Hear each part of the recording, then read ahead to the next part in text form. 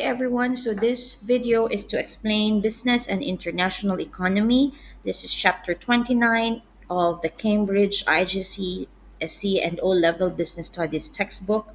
Um, and it's also the last chapter of section 6 under external influences and on business issues. So let's get started. Globalization and free trade agreements. What is the meaning of this? So, when we say globalization, it is the increase in worldwide trade and movement of people and capital between countries.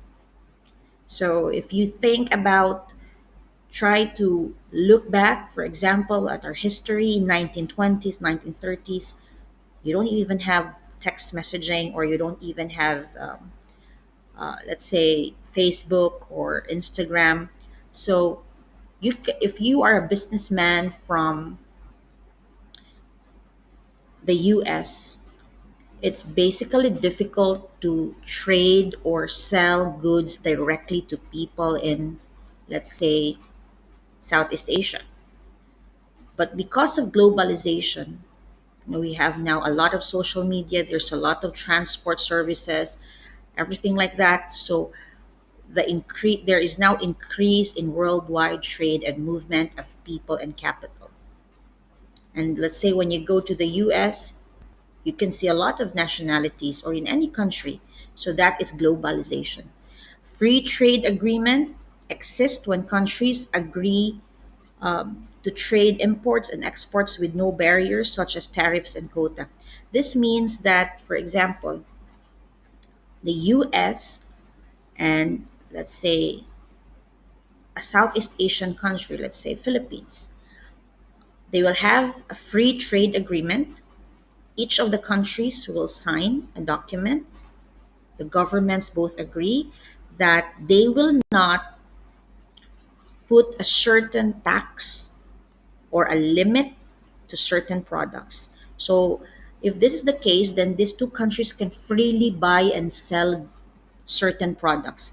For example, Philippines has a lot of pineapples, and they want to like sell it outside or export. And the US, for example, has a lot of a certain canned good. So, because the two countries have a free trade agreement, they can sell both these products at a lower price, simply because there is lesser tariff, or what we say tax, and quota, which is the limit to the goods. We will explain further later what is a tariff and what is a quota. Next, several reasons for increase in global trade and globalization. So you have 3 points here. Um, if you're watching this video, please note that the way this is presented is based on your textbook. Textbook by Karen Barrington and Peter Stimpson, right? So going back, several reasons for increase in global trade and globalization. First, there is increasing number of free trade agreements, what we discussed earlier. This is the free movement of um, goods there without barriers such as tariff and quota. And secondly, improved and cheaper travel links and communication between all parts of the world have made it easier to transport products globally. I think these two are very simple. Number three, many emerging market countries are industrializing very rapidly. For example, countries who used to import before are now manufacturing their own goods. Um, for most countries, for example, in Southeast Asia, like if they compare themselves, let's say nine, or just use your own country. If you compare your country based on your history from the 1900s or 1920s or 1930s, compare it now in 2020, for sure you can compare quickly and easily that there is really a big difference between the type of goods that are being produced in the country. So perhaps when in 1920s you're just all your country is just focusing on farming, but as of this year, you have lots of manufacturing manufacturing plants or you have factories. So that's it. So these are the three reasons why there are increase in global trade and globalization. So, okay, we've talked about the increase in global trade and globalization, but for sure, there are opportunities and threats of globalization. In every story, there's always a good side and a bad side to it, okay, like an advantage or disadvantage. In the IGCSE syllabus, when we say opportunities, just always think about it as like advantages. Threats, on the other hand, is like disadvantages, right? So now we're going to talk about what are the good things about globalization and what are the bad things about globalization. For the good things, then we have this type of opportunities. First, you start selling exports to other countries, so you are opening up foreign markets. So if you are a local businessman in your own country and there is globalization, then you can easily sell your products outside your own country. For example, if you're in US and because of globalization, you can easily post your products online. You can have a website, and then people all over the world can buy your product. And then, so this will definitely open up your foreign markets and you will increase your sales in the long run, right? Second, you open factories or operations in other countries, so you become multinational.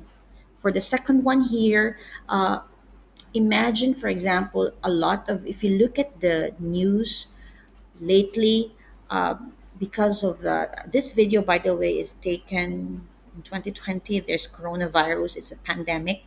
If you will look at the news, sorry about this, some businesses in the US are talking about transferring their factories from a certain country to another country or opening factories to another country. So these are examples of being multinational.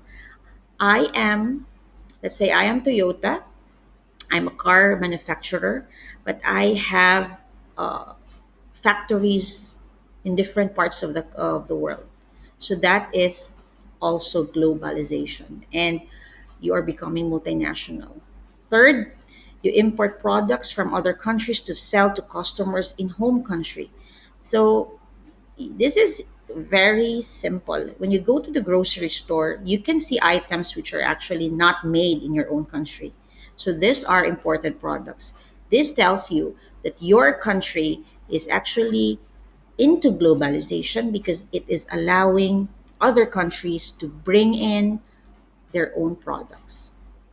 So that you get to experience, or you get to taste, for example, an imported bread from the UK. So that is number three. Okay, you import products from other countries. Next, you import materials and components from other countries, but still produce the final goods in home country.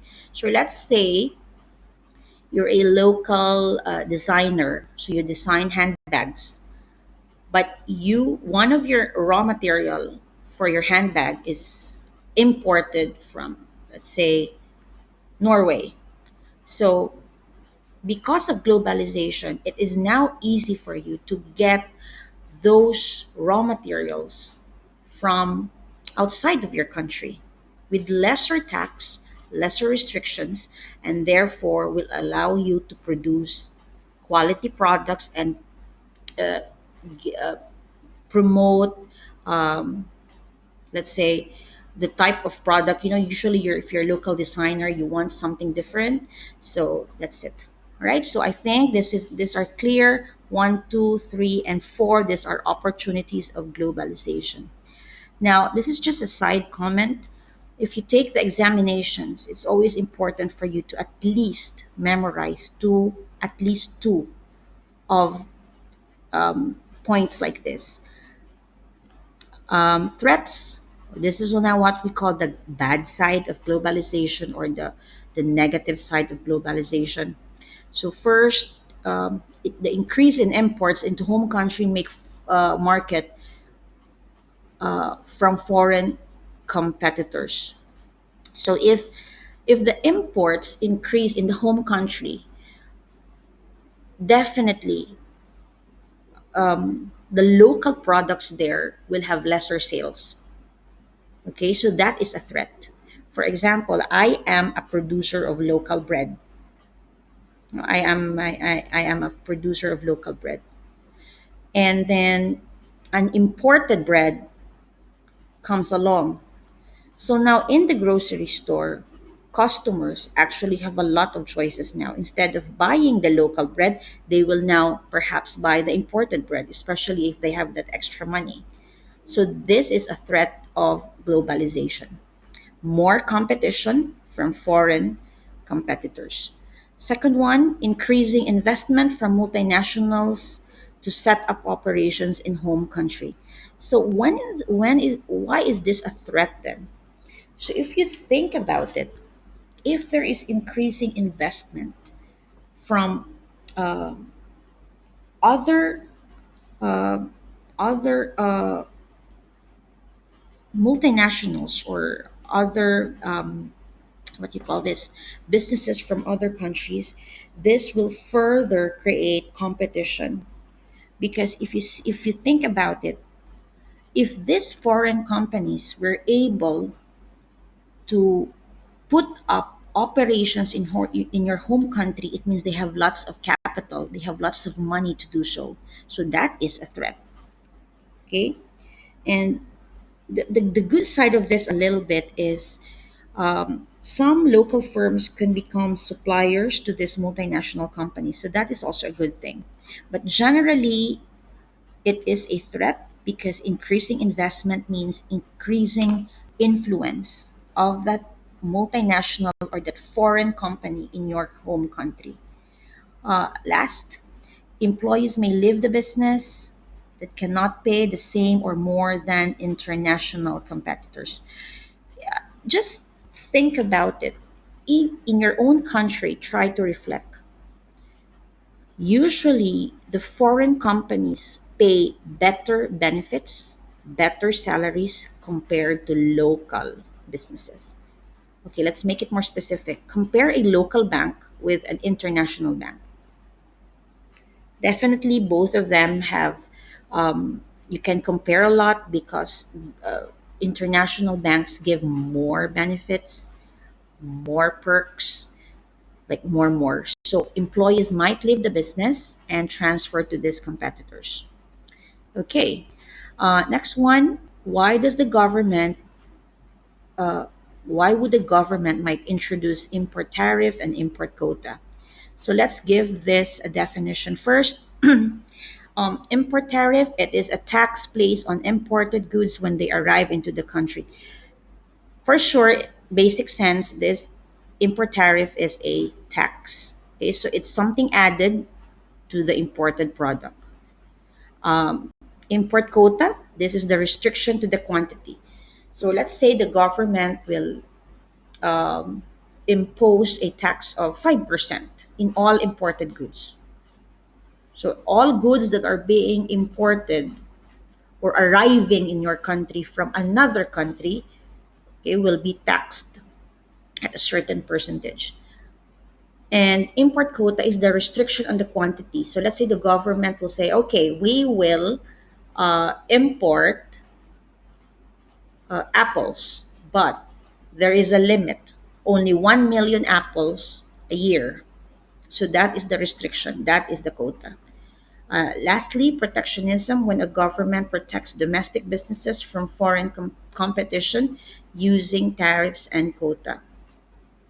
So actually, when we say protectionism, the root word here is protect.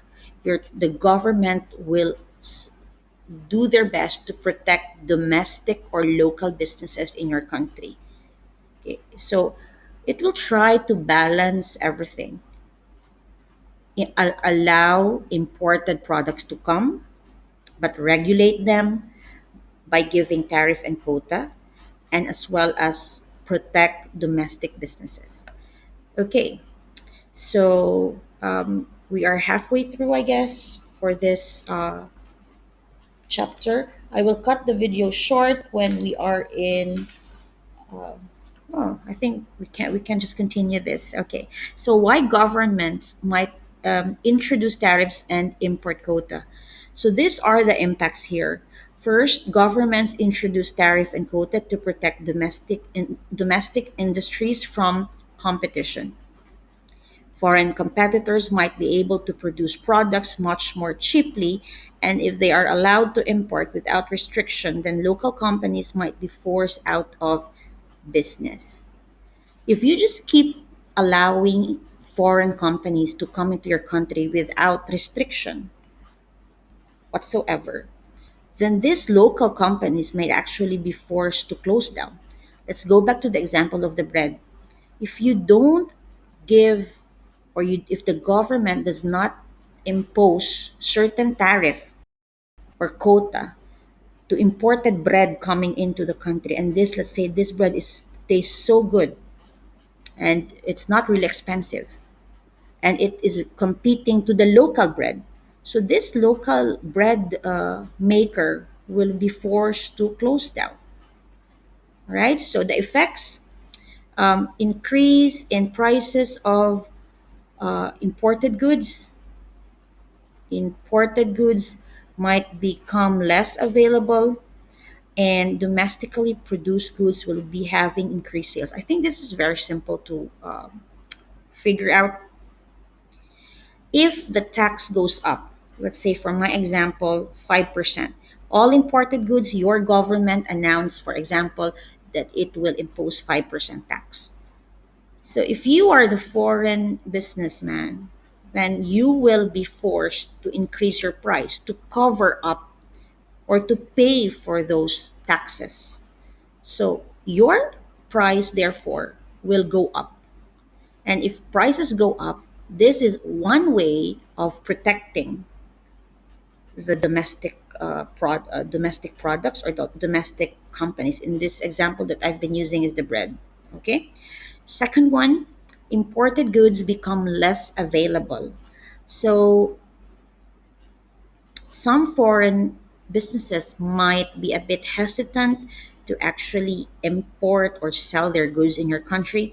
Perhaps they will just sell a few quantities because of the import quota. Remember the definitions: tariff is tax, quota is the limit on the goods. And lastly, your domestically sorry your domestically it's covering the slide.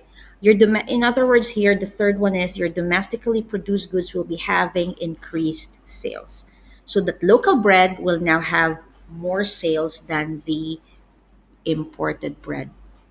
Okay, because this slide, as I've told you, this PowerPoint is based on the textbook by um, Karen Borrington and Peter Stimson. So there's an activity task related to this. Um, we should be doing this later. For my class, we'll be doing this later. So then I will cut this video short. We will go back to multinational business for part two. Okay, it's only a few slides left, but I will cut it short so that